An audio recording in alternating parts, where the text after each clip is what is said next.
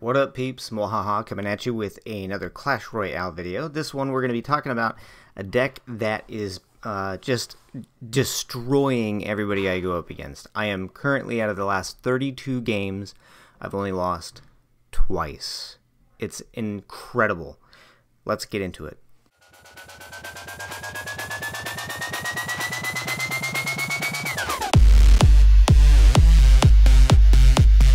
If you guys are following me on Twitter, you saw me post this picture. Finally made it to 12 wins. Pretty stoked about that, and I wanted to open this chest with you guys here just because you guys have really been super awesome, and you know that we've also hit 200 or 500 subs, which is just amazing to me. So I am going to do a 500 sub special where I'm going to answer some Q&A. If you guys have questions for me that you want to answer, that you want me to answer on screen, then post them in the comment section below or on my Facebook or on my Twitter. But let's go ahead and open this and see what we got in here. There's the 2,000 coins, 40 barbarians, 49 royal giants, 10 ice golems. I haven't upgraded my ice golem yet, and 1 mirror card. So not a whole lot, but for 10 gems, not bad at all. Alright, so the way this deck is played is not too much different than a hog chip cycle deck, but you've also got the rocket in there just in case you're having a hard time getting to the tower, which is what happens on this match, and we're going to kind of go over what you do. So he's rocking the furnace there, which can be a little bit of a pain because I'm rocking the skeleton army. Now, you know that the recent buff gave the skeleton army the recent buff. Yeah, what am I trying to say? The skeleton army got a buff in the recent update, and so there's less of the skeletons, but they're higher level, and it's a cheaper elixir cost. So one of the great pushes in this deck is with either the musketeer, like you saw right there, but I got the skeleton army down late. You do the musketeer and you surround her with skeleton army, or you can do hog rider surrounded by skeleton army, and it's really difficult to counter. A lot of times they'll zap, or maybe they'll fireball. You can wipe out a lot of the skeletons with the zap and fireball. You won't get all of them. And then if you're going up against like a mini P.E.K.K.A. or barbs, which are common counters to hog, a lot of times those troops get distracted by the skeletons and don't focus their attack on the hog. Same thing with the tower.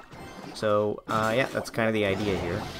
So you can see Thamelon, I guess. Thamelon is going to use that Inferno Tower a lot to distract my hog.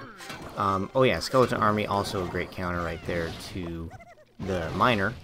Now every now and then you go up against somebody who does like the Psychic Arrows kind of thing, and they'll go Miner and then they'll go Arrows because they're used to you using that Skeleton Army. But you just try to change it up, and if he's throwing in Miner, you can either let it go, or you can counter with your Musketeer. Or Skeleton Army. I mean, it's there's a lot of diversity in this deck. One of the other key points in this deck is know how to distract and when to distract. So right here, instead of going Skeleton Army on that, I saw those fire spirits coming in, and so I counter instead with the tombstone to pull those minions away from the tower, because they're the ones that are going to do the most damage, and I just kind of ignore that miner and accept the damage that they're going to put out. Hog Ice Spirit, also great if you know that somebody's rocking Inferno Tower. I don't think I knew that he was rocking Inferno Tower there, but I went ahead and did the Ice Spirit Hog Push. Anyway, you can do a lot of different combinations, obviously, with the Hog Push, Inferno, or Ice Spirit with the Hog Push, Fire Spirits with the Hog Push, all of that kind of stuff, and it works out really well. If you know a tower is just about to expire, one of the defensive towers like that Furnace or an Inferno Tower, that's a good time to send in a Hog.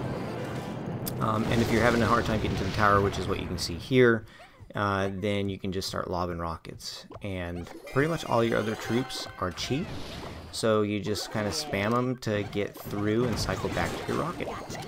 And that's basically how this deck works. You can see I've got his right tower down to rocket range right now.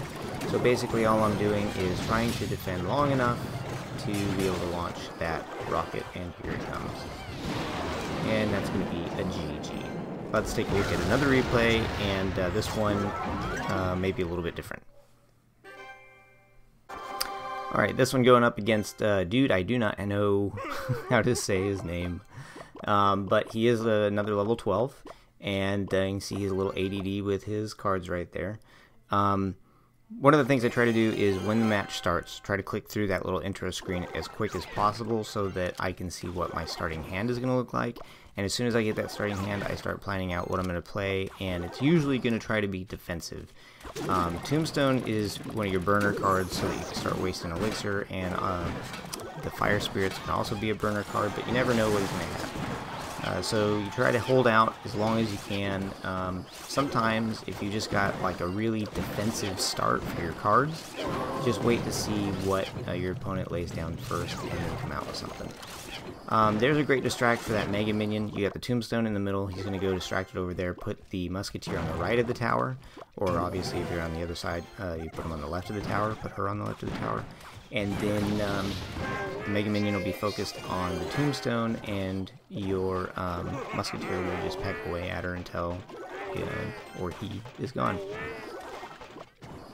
So there you can see Tombstone, a great distraction for P.E.K.K.A. as well. I'm going to get ready for a hog push, and I got to cancel that out because he comes in with a miner. I've got Log there to take care of all of his skeleton army. Mega Minion going to be distracted by the remaining skeleton army troops, and dude's just kind of, at this point, starts laughing about how the match is going because I'm countering everything that you've got pretty well. Again, your hog push in is really your biggest opportunity to get some damage on the tower. Obviously your rocket too. Pretty much everything else is to play defensive, and then off of that defensive build, you can kind of create a push going in. And so he's playing Giant, which you're not seeing very often because of the nerf that the Giant has got, and you can see he is going down way faster than he was prior to the nerf, but he does get a really solid push there. I kind of screw up by putting those Fire Spirits down over there, and there you can see the mini P.E.K.K.A. did not get distracted like he has in the past. Every now and then, the skeleton army will kind of wedge its way between your Hog Rider and whoever's attacking it, and so your Hog Rider gets dropped down to like half health, and then he stays alive for a lot longer because of that skeleton army.